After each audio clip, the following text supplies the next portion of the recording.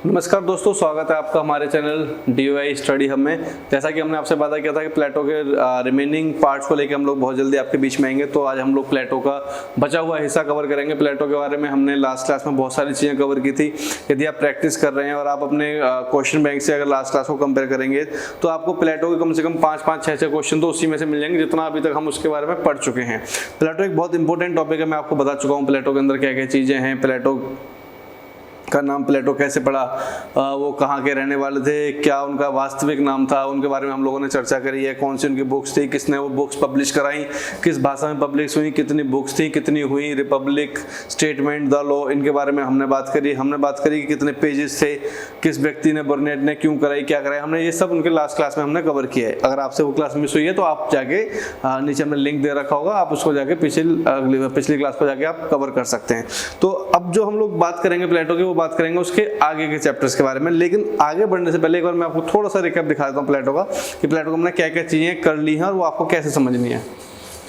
हमने बात की थी प्लेटो की कि प्लेटो का नाम प्लेटो कैसे पड़ा। हमने बात करी कि उनके पास टोटल कितनी बुक्स थी और कितनी बुक्स उन्होंने पब्लिक लिखी, कितनी उसमें से पब्लिश हुई, कितनी ऑथराइज्ड हैं, किसने पब्लिश कराई, किस भाषा में पब्लिश कराई, कितने पेजेस में पब्लिश हुई, किस यूनिवर्सिटी में पब्लिश हुई, ये सारा का सारा हमने लास्ट क्लास में समझा था। और हमने ये भी समझा था, सबसे इंपॉर्टेंट है, इस पर बहुत क्वेश्चन आपके आते हैं। कई बच्चों ने कमेंट बॉक्स में कमेंट भी किए हुए थे कि ये क्वेश्चन सर इसमें से आया हुआ है, इसको कैसे करेंगे। तो मैं समझा देता हूँ आपको कि सबसे इंपॉर्टेंट है प्लेटो का मेथड, टीचिंग मेथड, अध्ययन पद्धति। अध्ययन पद्धति क्या है? बेसिकली कुल मिला के अगर आप राजनीति शास्त्र की बात करेंगे, पॉलिटिकल साइंस की बात करेंगे, तो कुल मिला के 6 प्रकार की अध्ययन पद्धति होती है। कुल ये 6 प्रकार की अध्ययन पद्धति है, जिसके अंदर आपका डायलेक्टिकल मेथड है, हिस्टोरिकल मेथड है, एनालिटिकल है, टेलोलॉजिकल है, डिडक्टिव है, एनालॉजिकल है, और ये आपके मेथड हैं जिससे आपको हेल्प मिलती है। अच्छा, प्लेटो के अलावा और भी कुछ थिंकर्स हैं जिसके भी हम लोग आगे चल के बात करेंगे, जैसे कि अरस्तु हो गए, मैकियावेली हो गए। ये लोग भी किसी न किसी पद्धति का ही प्रयोग करते हैं और क्वेश्चन आपका जरूर पूछा जाता है कि ये पद्धति किस किसने प्रयोग करी, या इस विचारक ने इनमें से कौन सी पद्धति का प्रयोग किया। ये क्वेश्चन आपका 110% आता ही आता है, मोस्ट इंपॉर्टेंट है। आप इसको मार्क कर लीजिए, इसमें से आपका क्वेश्चन आएगा ही आएगा। पिछले पेपर आप उठा के देखेंगे, आपको बहुत सारे क्वेश्चन इसमें से आपको मिलेंगे। ओके, तो बात कर रहे हैं जैसे हम लोग कि प्लेटो ने जो पद्धति प्रयोग करी उसका नाम था डायलेक्टिकल मेथड। क्यों उसने डायलेक्टिकल मेथड को प्रयोग किया? क्योंकि उसमें 2 विचारों की लड़ाई से हम लोग तीसरे विचार को निकाल के खड़ा कर देते हैं। 2 विचार को लेके आते हैं, एक आपका विचार, एक मेरा विचार, दोनों ने उस पर डिस्कशन किया, डिबेट किया, एक हेल्दी डिस्कशन हुआ, और एक थर्ड विचार निकल के आया, एक काम करते हैं ना आपकी ना हमारी, हम इसको कर लेते हैं और उस पर हम दोनों पक्ष राजी हो जाते हैं। उसको हम लोग बोलते हैं डायलेक्टिकल मेथड, और प्लेटो ने इसी मेथड का प्रयोग किया है। क्वेश्चन आता है कि प्लेटो ने डायलेक्टिकल मेथड का ही प्रयोग क्यों किया? तो इसका आंसर है to analysis of truth, experience the truth and define the truth. इन चीजों के लिए प्लेटो ने डायलेक्टिकल मेथड का प्रयोग किया। उसके बाद हम लोगों ने बात करी थी रिपब्लिक की। रिपब्लिक एक बहुत बड़ा ग्रंथ है, इसको एनसाइक्लोपीडिया भी कहा जाता है। It is also compared with the Mahabharata, और republic is the best book on education said by Rousseau.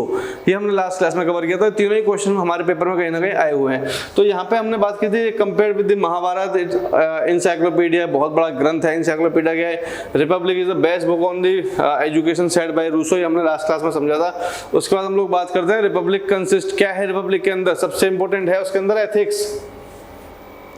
ज्यादातर प्लेटो ने अपने रिपब्लिक के अंदर अपने एथिक्स की बात करी है। रिपब्लिक के अंदर और क्या क्या है? वहां पे है economy, public admin, IR, politics, philosophy, ये सब सारा का सारा मटेरियल है जो आपको रिपब्लिक के अंदर मिलता है। ठीक है, उसके बाद हम लोगों ने बात करी रिपब्लिक के बाद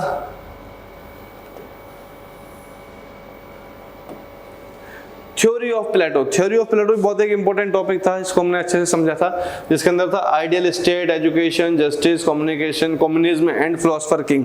इसके बारे में हमने लास्ट क्लास में बात करी थी। आप वीडियो को देखना, लास्ट क्लास वाली को, आपको सारी डिटेल्स उसमें मिल जाएंगी। फिर हमने बात करी थी ideal state of Plato which is based on justice. बहुत क्वेश्चन पूछा गया है कि प्लेटो का आइडियल स्टेट किस पर आधारित है। The ideal state of Plato is based on what? It based on न्याय, जस्टिस। फिर हमने बात करी किंग की, जो प्लेटो का किंग है वही स्टेट को लीड करेगा। There is no difference between individual and state. Plato कहता है कि जो व्यक्ति है वही राज्य है, व्यक्तियों से ही राज्य बना है, राज्य कोई अलग से नहीं आया है। 4 व्यक्ति अगर राज्य में रह रहे हैं, अगर वो 4 तरक्की कर रहे हैं, वो 4 पैसा कमा रहे हैं, तो आपका राज्य जो है वो ऑटोमेटिकली पैसे वाला है। और 4 के 4 अगर गरीब हैं तो आपका राज्य ऑटोमेटिकली क्या है, गरीब हो जाएगा। तो प्लेटो ने अपने व्यक्ति को राज्य बनाया। वो कहता है कि जो व्यक्ति है वही राज्य है। क्लियर है यहाँ तक? वो ये भी कहता है कि state is a reflection of individual. जो स्टेट है वो क्या है, वो रिफ्लेक्शन है इंडिविजुअल का, व्यक्तियों का रिफ्लेक्शन है, परछाई के तौर पर कार्य करता है। Ideal state is the equal to ideal state, ideal individual is equal to ideal state. ये भी बात प्लेटो ने कही है। अगला है इसमें बहुत इंपॉर्टेंट है soul of state. Soul of state यानी कि जो राज्य है उसकी आत्मा के बारे में प्लेटो ने बात करी है। उसने 3 चीजों पर बहुत ज्यादा फोकस किया है। पहला है विजडम, विवेक, बुद्धि विवेक वाले व्यक्ति। दूसरा है आर्मी यानी कि फौज, आर्मी। तीसरा है एपेटाइट यानी कि शुदा यानी कि भूख, करने की इच्छा। ये 3 चीजों पे बहुत ज्यादा जोर दिया है प्लेटो ने। इन 3 चीजों को बहुत अच्छे से समझिए। प्लेटो साथ साथ अपने एक स्टेट की जो है पॉपुलेशन को भी फिक्स करता है। प्लेटो कहता है जो हमारी population that is fix, that is what 5040, 50-40, 5040 कुल व्यक्ति प्लेटो ने अपने राज्य में रखे हैं। उसके बाद हम लोग बात करते हैं प्लेटो क्या अपेक्षाएं करता है अपने राज्य के व्यक्तियों से। वो कहता है all individual must identify their inner quality, so their identify their inner quality and उसको फ्लोरिश करना चाहिए। वो कहता है कि हर व्यक्ति अपने आत्मा के गुण को सुने, जो उसकी आत्मा उसको करने के लिए कह रही है, जो उसको करने में मजा आ रहा है, जिससे उसका फ्यूचर बन रहा है, जो उसको बेस्ट लग रहा है अपने लिए, जिस काम को करने में आप बोर नहीं हो रहे, आप उसी काम के लिए बने हो। अगर आप मजबूरी में जाए कोई काम कर रहे हो, मैं पढ़ा रहा हूँ तो मुझे पढ़ाने में मजा आ रहा है, जिस दिन मैं कहूँगा यार मैं बोर हो रहा हूँ पढ़ाने से, तो इसका मतलब यह है कि मैं इस काम के लिए नहीं बना। आप जो भी काम कर रहे हो, आप चाहे मार्केटिंग में जॉब कर रहे हो, चाहे प्राइवेट स्कूल में कर रहे हो, प्राइवेट कॉलेज में कर रहे हो, आप कुछ भी कर रहे हो, यदि आप अपने काम से बोर हो रहे हैं, अगर आप अपने काम से परेशान हो रहे हैं, तो यकीन मानिए आप उस काम के लिए कम से कम नहीं बने। आप कहीं गलत राह पर जा रहे हो, तो आपके लिए बहुत ज़्यादा जरूरी है आप पहले ये देखें कि आपको क्या काम करने में बोरियत फील नहीं हो रही। जैसे क्रिकेटर हैं, हम क्रिकेट खेलने जाते हैं, हम थक जाएंगे तो बोलेंगे यार थक गए यार, क्यों? हम उस चीज के लिए नहीं बने, बस हमने एंटरटेनमेंट के लिए थोड़ी देर के लिए खेलने के लिए चले गए। जो क्रिकेटर हैं, जो फुटबॉल प्लेयर्स हैं, जो स्पोर्ट्समैन होते हैं, इनका काम ही यही होता है। तो ये इन चीज़ों में थकान फील नहीं करते, क्योंकि इनको काम करने में मजा आ रहा होता है। तो जब तक आप किसी काम को करने में मजा नहीं लोगे, फील नहीं करोगे, इंजॉय नहीं करोगे, तब तक आप उस काम में सफलता नहीं प्राप्त कर सकते।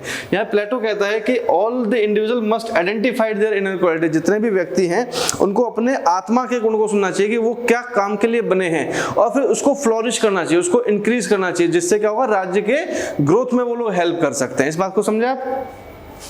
टू फ्लोरिश यानी कि increase it, to development the state will automatically strong. ठीक है, वो कहता है in the ideal state of the Plato he recognize that economic need is the base. यानी कि जो आइडियल स्टेट है वो जहाँ पे अगर वो जस्टिस की बात करता है तो वो इकोनॉमिक नीड की भी बराबर की बात करता है। कि कहता है किसी भी राज्य को बिना पैसे के आप ग्रोथ नहीं दे सकते। बहुत बेसिक सी बात है, बिना पैसे के ना आप ग्रोथ कर सकते हैं, ना हम ग्रोथ कर सकते हैं, ना ही कोई स्टेट ग्रोथ कर सकता है। हर एक किसी की जो बेसिक नीड है, आप भी कहीं काम कर रहे हैं, हम भी कुछ काम कर रहे हैं, हम सबकी जो बेसिक नीड है वो क्या है? पैसा। अगर हमें पैसा हमारे अकॉर्डिंग और हमारे कार्य के अकॉर्डिंग मिल रहा है, मैं जितना काम करूँ मुझे उसकी क्षमता, उसके अनुसार पैसा मिल रहा है, आप जो काम कर रहे हैं आपको आपके काम के वर्कलोड के अकॉर्डिंग अगर आपको पैसा मिला तो आप खुश होंगे। लेकिन अगर आपको काम के अकॉर्डिंग पैसा कम मिला तो आप कहीं ना कहीं दुखी हो रहे होंगे।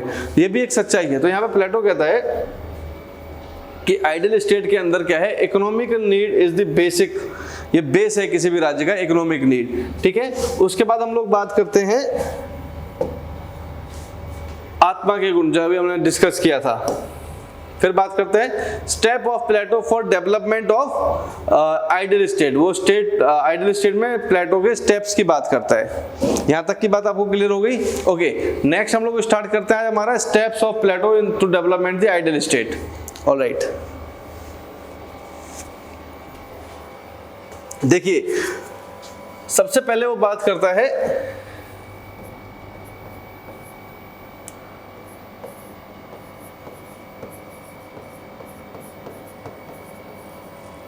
Production group.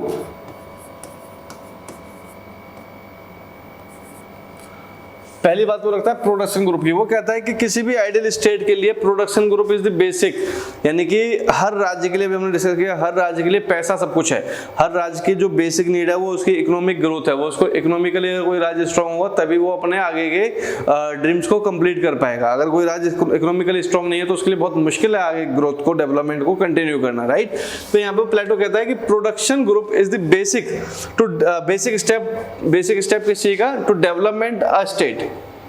प्रोडक्शन जो है, प्रोडक्शन का मतलब हो गया व्यापारी वर्ग, वो वर्ग जो चीजों को बनाता है। जैसे कि मैं बेसिक आपको प्लेटो की बात को अगर हम बेसिकली समझें तो चीन is a country which is totally based on the production. चीन एक ऐसा कंट्री है जो सुई से लेके हवाई जहाज अपने कंट्री में बनाता है, ना तो वो सुई इंपोर्ट करता, ना ही वो हवाई जहाज कोई मटेरियल इंपोर्ट करता, वो हर चीज अपने कंट्री में बनाता है, उसको कोई लेना देना नहीं दुनिया की किसी भी कंट्री से। वो एक ऐसा कंट्री जिसके यहाँ पे गूगल नहीं चलता, वो ऐसा कंट्री जिसके यहाँ पे ट्विटर नहीं चलता, फेसबुक नहीं चलता, वो एक भी ऐसा सोशल मीडिया से लेके या किसी भी प्रोडक्ट से लेके कोई भी चीज आप ले लो, वो कोई भी रॉ मटेरियल से लेके हर चीज वो अपने देश में बनाना पसंद करता है, जिसकी वजह से उसकी जो इकोनॉमी है वो इस टाइम पे सबसे ज्यादा डेवलपिंग इकोनॉमी है दुनिया के अंदर। क्लियर है? तो चीन ने इस बात को समझा, बहुत से देश इस बात को फोकस कर रहे हैं कि जो एक स्टेट की जो बेसिक नीड है वो क्या है, इकोनॉमी। और इकोनॉमी कैसे चलेगी, प्रोडक्शन वर्क से, जो चीज आप उत्पादक करोगे, रॉ मटेरियल, इन सबसे आपके देश की इकोनॉमी स्ट्रांग होती है। क्लियर है? हाँ, तो यहाँ पे वो बात कर रहा है प्रोडक्शन वर्क की। प्रोडक्शन वर्क के अंदर क्या क्या चीज आता है, एक तो आता है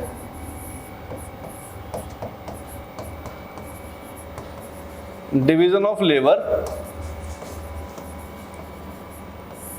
ऑफ लेबर, और दूसरा आता है specification of function. Specification of function, ठीक है। ये दो बातें करता है प्लेटो के अंदर प्रोडक्शन ऑफ ग्रुप के अंदर। पहला बोलता है डिवीजन ऑफ लेबर और दूसरा कहता है स्पेसिफिकेशन ऑफ फंक्शन। यहाँ पे डिवीजन ऑफ लेबर का मतलब आप समझिए, वो कहता है कि जिस व्यक्ति की जो क्षमता है, वो अपनी क्षमता के अनुसार कार्य करे। अब आप इस बात को समझिए, इंडिया के अंदर लेबर लॉ नाम की एक चीज है, कानून बनाए गए हैं यहाँ पे लेबर्स के फेवर में। तो बेसिकली सभी लेबर को क्या किया गया, हम लोगों ने एक मंथली भत्ता, एक उनका श्रम का भत्ता हम लोगों को एक फाइनल किया हुआ है कि भाई आप इतना काम, मतलब आपका एक दिन अगर आप काम करते हो तो आपको जो भी ठेकेदार है, जो भी मालिक है, वो आपको मिनिमम इतना पैसा देगा, जो भी है XYZ, सपोज करो 500 रुपए, तो 500 रुपए आपको देगा एक दिन काम करने का। अब इंडिया में होता क्या है कि एक मेल लेबर है, एक फीमेल लेबर है।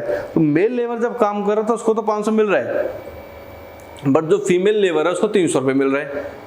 और इसकी अगर आप बात करोगे उस ठेकेदार से, तो वो भी बोलेगा कि भाई जो मेल है वो ज्यादा काम करता है, ज्यादा फिजिकल एफिशिएंसी है उसकी as compare to the female.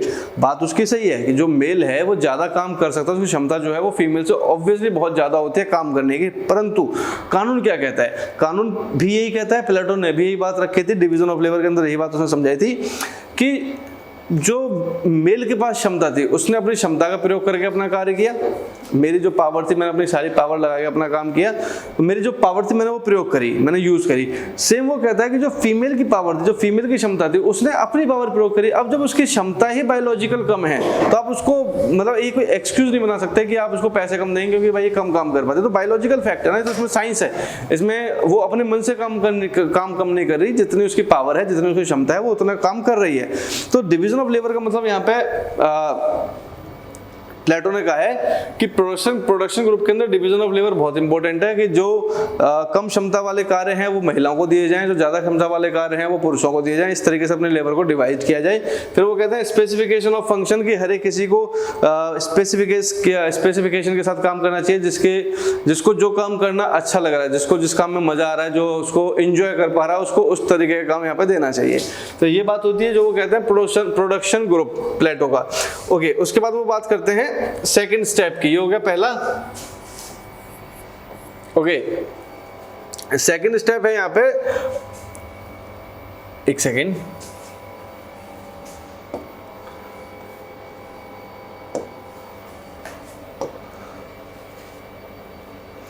Okay, second step include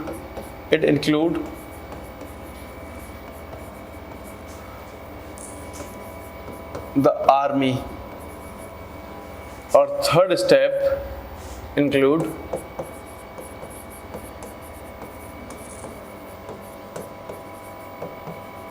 the king. Okay, तो प्लेटो ने अपना बेसिकली क्या बताया है, प्लेटो ने बेसिकली बताया है कि किस प्रकार से राज्य को प्रोडक्शन वर्क के अकॉर्डिंग काम करना चाहिए, क्या क्या राज्य के काम है, कैसे उसको करना चाहिए। तो राज्य की जो उसने बेसिक नीड बताई है, पहला उसने बताया है प्रोडक्शन।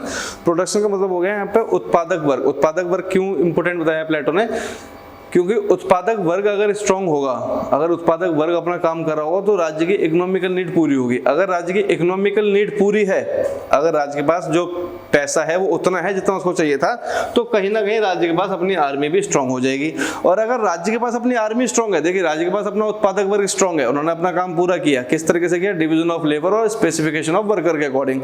तो अगर वो स्ट्रांग है तो उनके पास आर्मी होगी, आर्मी होगी यानी कि पैसा है तो आर्मी अच्छी होगी, नंबर ऑफ आर्मी मेंबर ज्यादा होंगे, नंबर ऑफ वेपन्स ज्यादा होंगे, सब ट्रेनिंग अच्छी हो जाएगी उनकी, है ना। ये अच्छी होगी तो ऑटोमेटिकली उनका किंग जो है वो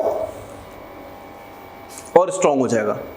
तो प्लेटो ने तीनों चीजों को एक दूसरे से कनेक्ट किया। वो कहता है कि ये हमारे स्टेप्स हैं किसी भी स्टेट को डेवलप करने के, उसने स्टेप ऐसे इस तरीके से बताए हैं। क्या क्या स्टेप बताए हैं, पहला उसने रखा है प्रोडक्शन वर्क, उसके अंदर उसने दो चीजें रखी है प्रोडक्शन वर्क के अंदर, पहली है डिवीजन ऑफ लेबर और स्पेसिफिकेशन ऑफ फंक्शन, दूसरा उसने रखा है आर्मी और तीसरा उसने रखा है फिलोसफर किंग। इसका जो किंग है वो हमेशा ही फिलोसफर रहेगा, प्लेटो का किंग हमेशा फिलोसफर रहेगा। यहाँ तक की बात आपको क्लियर है। आगे बढ़ते हैं दोस्तों, इस पे आगे बात करता है प्लेटो जस्टिस की, कि प्लेटो के अनुसार what is justice, what is न्याय, what is justice according to Plato. तो यहाँ पे आप समझिए जस्टिस, प्लेटो के अकॉर्डिंग जस्टिस क्या है। वो कहता है कि अपने गुणों के अनुसार कार्य करना ही न्याय है।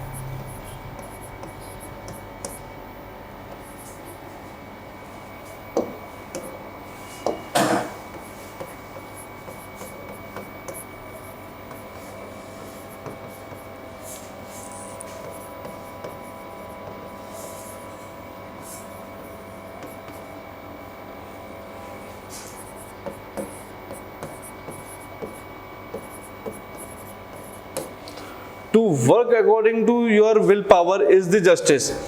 अपने जो मेरे जो गुण हैं, मैं वही काम कर रहा हूँ, वही मेरे लिए न्याय है। और मेरे से वही काम लिया जा रहा है जो मेरे गुण हैं, जो मेरे को अच्छा लग रहा है। मेरे को अच्छा लग रहा है पढ़ाना, मेरे को अच्छा लग रहा है टीचिंग से बच्चों को दिमाग में चीज़ों को बिठाना, उनको अच्छे से उनके कंसेप्ट क्लियर करना है, मुझे अच्छा लग रहा है, ये मेरे गुण है। तो मैं अपने गुण के अकॉर्डिंग अगर काम कर रहा हूँ, मेरे को राज्य ये काम करने की परमिशन दे रहा है, तो यही मेरे लिए न्याय है। तो प्लेटो को न्याय समझ गया कि अपने गुणों के अनुसार कार्य करना ही न्याय है। क्लियर है यहाँ तक की बात? ओके। अब सबसे इंपॉर्टेंट हम लोग बात करेंगे प्लेटो के। देखिए उसने यहाँ पे न्याय की तो बात ऐसे कर दी है, साथ साथ उसने एक बात और रखी है प्लेटो ने, वो भी आप समझिए।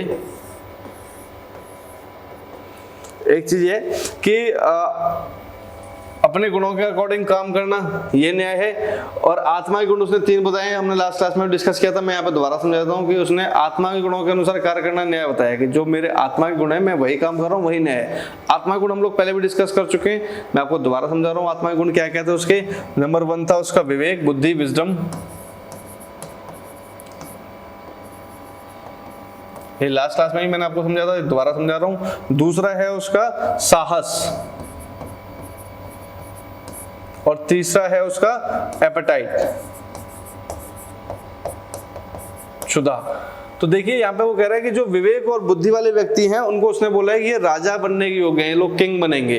दूसरा वो कहता है कि जो लोग अपने साहसी हैं वो क्या करेंगे, वो आर्मी को ज्वाइन करेंगे, वो राज्य की रक्षा करेंगे। तीसरा है वो व्यक्ति जो एपेटाइट क्षुधा यानी कि जो भूखे हैं, जो उत्पादक वर्ग है, जो पैसा कमाना जानते हैं और पैसा कमाना चाहते हैं। ये तीन व्यक्ति अगर अपने आत्मा के गुण के अकॉर्डिंग काम करते हैं, जिसके पास जो गुण है वो उस गुण से काम करता है, तो राज्य क्या है वो ऑटोमेटिकली जस्टिस की थ्योरी को फॉलो कर जाएगा।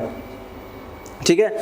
अब सबसे इंपॉर्टेंट जो हम लोग प्लेटो की बात करेंगे वो है एजुकेशन सिस्टम ऑफ प्लेटो।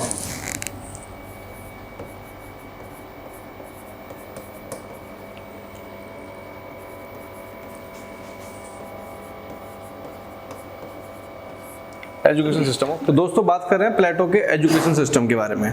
तो जैसे भी आपको समझ में आया कि प्लेटो ने एथेंस से लिया है, स्पार्टा से लिया और अपना खुद का एजुकेशन सिस्टम क्रिएट किया, उसकी हम लोग बात कर रहे हैं। तो प्लेटो का जो एजुकेशन सिस्टम है वो क्या है, बेसिकली वो दो भागों में से विभाजित किया है। एक है प्राइमरी और दूसरा है सेकेंडरी।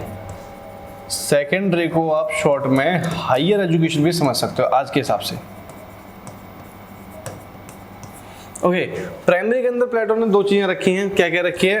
पहली बात है 6 से 18 साल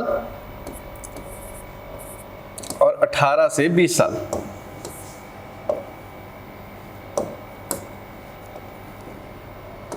और 18 से 20 साल, ठीक है। 6 से 18, 18 से 20 साल, दो उसने एज ग्रुप इसके अंदर रखे हैं। दोनों में क्या क्या चीजें रखी हैं? इसमें है फॉर्मल एजुकेशन,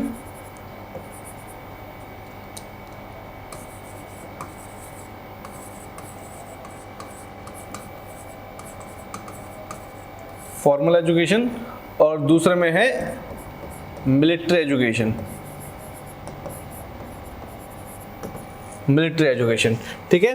दूसरी वो बात करता है फॉर्मल और मिलिट्री के अंदर, ये दोनों को उसने बोला है ये है primary education system. Okay, formal education he picked from Athens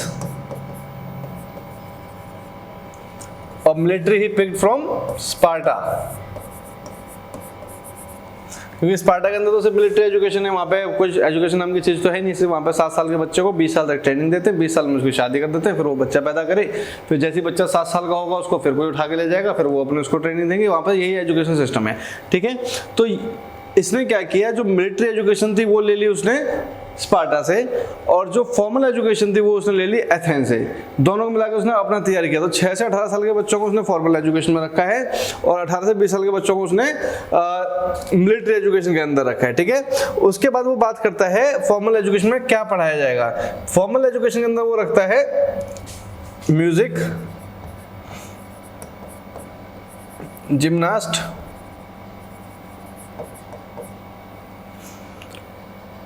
और मिलिट्री एजुकेशन के अंदर वो क्या रखता है, सिर्फ आर्मी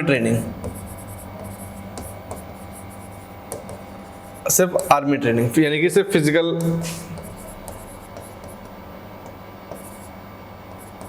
फिजिकल क्लास ये रखता है वो अपने मिलिट्री एजुकेशन के अंदर। ओके, अब यहाँ पे वो बात करता है प्लेटो कि जो बच्चे, ये दोनों ही उसका प्राइमरी एजुकेशन का हिस्सा है। यहाँ पे भी हम लोग सेकेंडरी एजुकेशन की बात नहीं कर रहे, टोटली प्राइमरी एजुकेशन की बात है। प्राइमरी एजुकेशन के अंदर उसने दो हिस्से रखे हैं, पहला है 6 से 18 साल, फिर है 18 से 20 साल। दोनों ही प्राइमरी एजुकेशन का पार्ट है। 6 से 18 साल के एजुकेशन को उसने नाम दिया है फॉर्मल एजुकेशन का, और ये पिक उसने कहाँ से किया है, ये उसने पिक किया है एथेंस से। ओके, दूसरी जो उसकी एजुकेशन उसको उसने मिलिट्री एजुकेशन का नाम दिया है, पिक किया उसने कहाँ से, स्पार्टा से। एथेंस से जो उसने सिस्टम लिया वहां पे उसने वो म्यूजिक और जिम्नास्ट पढ़ाता है, और जो उसने स्पार्टा से लिया उसमें वो आर्मी ट्रेनिंग और फिजिकल क्लासेस की तैयारी कराता है। ये उसकी प्राइमरी क्लासेस हैं प्लेटो की। यहाँ तक की बात क्लियर है। दूसरा बात करते हैं उसके सेकेंडरी एजुकेशन की। सेकेंडरी एजुकेशन को समझने से पहले आप इस बात को समझिए कि जो बच्चे उसके इन क्लासेस में पास हो जाते हैं वो जाते हैं उसके सेकेंडरी एजुकेशन में, यानी कि जो बच्चे यहाँ फॉर्मल एजुकेशन को पास कर गए, यहाँ मिलिट्री एजुकेशन को पास कर गए, वो चले गए सेकेंडरी एजुकेशन यानी कि हायर एजुकेशन के लिए। और जो बच्चे यहाँ पे फेल हो गए, जो नहीं क्लास को आगे कंटिन्यू कर पाए, वो बन जाते हैं क्या, उसकी सेना के सिपाही।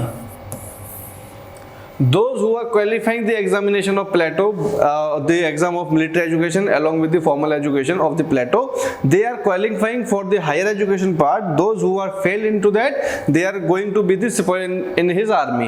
यहाँ तक की बात क्लियर है? ओके, अब वो बात करता है यहाँ पे अपने सेकेंडरी एजुकेशन की, यानी कि हायर एजुकेशन की। तो देखिए हायर एजुकेशन के बारे में वो क्या बोलता है, वो बोलता है हायर एजुकेशन पहले 20 से 30,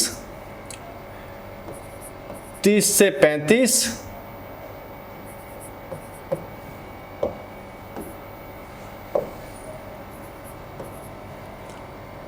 और थर्ड है उसका 35 से 50। ये 3 सब्जेक्ट में उसने अपनी हायर एजुकेशन सिस्टम को रखा हुआ है, ठीक है। तो 20 से 30 में वो क्या कर रहा है, 20 से 30 में वो ट्रेनिंग दे रहा है बच्चों को गार्जियन बनने की। 30 से 35 में वो ट्रेनिंग दे रहा है किसी की, फिलोसोफर बनने की।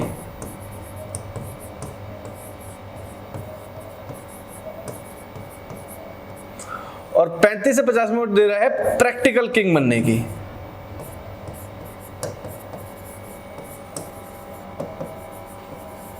प्रैक्टिकल किंग, ठीक है। तो दोस्तों ये एजुकेशन सिस्टम है प्लेटो का, बहुत इंपॉर्टेंट है, इसमें बहुत क्वेश्चन पूछे जाते हैं। एजुकेशन सिस्टम क्या है, कहाँ से लिया है, कहाँ से बोरो किया है, क्या चीज़ कहाँ से ली है, उसने मिलिट्री सिस्टम कहाँ से लिया है, बेसिक इन्फॉर्मेशन कहाँ से लिया है, वो सब आपको समझ में आया होगा, मेरे को उम्मीद है। ठीक है, उसकी हायर एजुकेशन या सेकेंडरी एजुकेशन के अंदर उसने क्या किया, उसने एज ग्रुप डिवाइड किए हैं। 20 से 30 साल के जो बच्चे हैं उनको वो ट्रेनिंग दे रहा है गार्जियन बनने की, किस तरीके से आप अच्छे गार्जियन बन सकते हैं। फिर वो बात करता है 35 जो इसको पास करके, देखिए उसके हर एजुकेशन सिस्टम में ये चीज ने रखी है कि जो क्लास को पास करेगा वही अगले में प्रमोट होकर जाएगा, जो वहाँ फेल करेगा उसको वहीं रोक देता है। ठीक है, जो यहाँ पे फेल हो जाते हैं वो फिलोसफर के लिए नहीं जाते, वो सिर्फ गार्जियन बन के रह जाते हैं। जो फिलोसफर पे जाते हैं, जो वहाँ से पास हुए, अब उसको 30 से 35 5 साल वो फिलोसफर बनने की उनको ट्रेनिंग दे रहा है, उनको रिसर्च करा रहा है, सब चीज़ों को समझा रहा है। और इसमें जो पास हो जाते हैं, वो जाते हैं उसके प्रैक्टिकल किंग के ट्रेनिंग के लिए। जो प्रैक्टिकल किंग के ट्रेनिंग में पास हो जाता है वो बनता है प्लेटो का किंग। तो इस तरीके से प्लेटो ने बहुत निखार के अपना किंग को तैयार किया है। यहाँ तक की बात क्लियर है। अब लास्ट में हमारे लिए बचता है प्लेटो का कम्युनिज्म, बहुत इंपॉर्टेंट है प्लेटो का communism.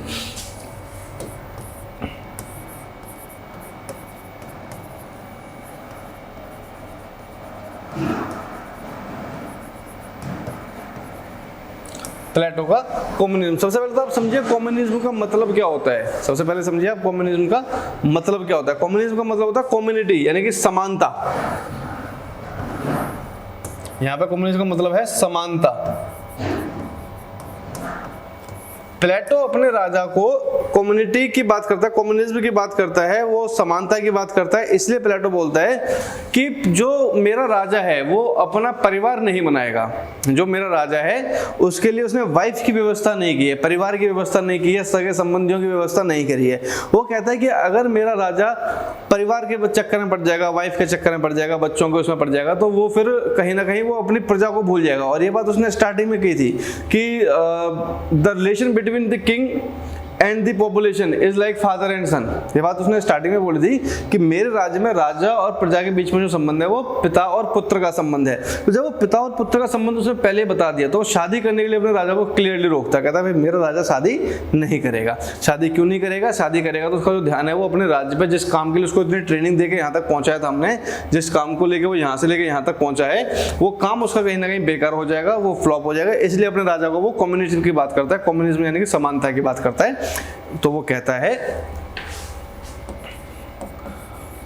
all the ladies in state are wife of Plato।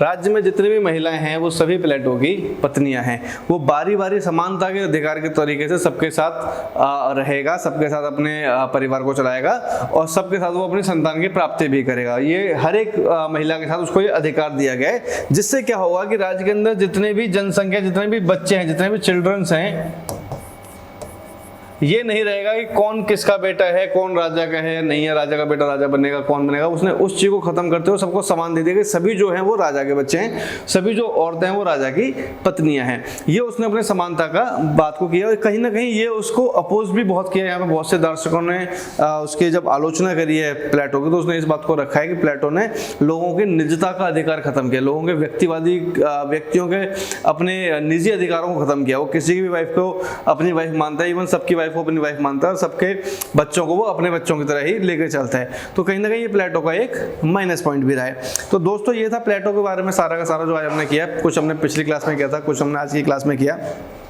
प्लेटो आपका यहाँ पे खत्म हो जाता है। जो मैंने आपको प्लेटो कराया है और जितना आपने प्लेटो पढ़ाया है, इसमें से आपके बहुत आराम से 20 से 25 क्वेश्चंस बनेंगे। वो क्वेश्चन कौन से होंगे उसकी मैं आपको प्रैक्टिस जरूर कराऊंगा, ठीक है। आप सबसे पहले तो वीडियो को एंड तक देखें, इसको समझें, इसको आगे दोस्तों से शेयर करें और आपके जो भी वैल्यूएबल कमेंट हो आप हमें जरूर बताएं कि आप हमसे किस प्रकार की क्लासेस और चाहते हैं, किस टॉपिक पे क्लासेस चाहते हैं। हम तो अपने अकॉर्डिंग कराएंगे ही कराएंगे, बट कहीं ना कहीं हम ये भी चाहते हैं कि हमें आपके सजेशन भी मिले तो हम किस हिसाब से क्लास को और अच्छे से कर सकते हैं।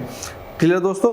तो मिलते हैं आपसे अगली क्लास में। अगला हमारा टॉपिक अरस्तु का होगा। बहुत जल्दी इसके हम लोग क्लास को कवर अप करेंगे, विद इन द डे और 2 डे हम इसको कवर अप करेंगे और आपके सामने चैनल पर बहुत जल्दी क्लासेस आने वाली हैं। बाकी की बीच में कुछ इश्यूज हो गए थे जिस वजह से हमारे टेक्निकल इश्यूज थे बेसिकली, जिसकी वजह से हम लोग क्लास को कंटिन्यू नहीं कर पाए थे, बट अब वो सारी चीज़ें हमारी क्लियर हैं। तो बहुत जल्दी आपको बैक टू बैक पूरी सीरीज हम लोग कंप्लीट करके देंगे और लास्ट में हम आपको कम से कम 2 से 3 क्वेश्चन की प्रैक्टिस भी करेंगे। क्वेश्चन बैंक ऑलमोस्ट तैयार है, एक बार ये खत्म करेंगे सीधा क्वेश्चन बैंक में चले जाएंगे। ठीक है दोस्तों, मिलते हैं आपसे अगली क्लास में। ध्यान रखिए अपना। जय हिंद, जय भारत।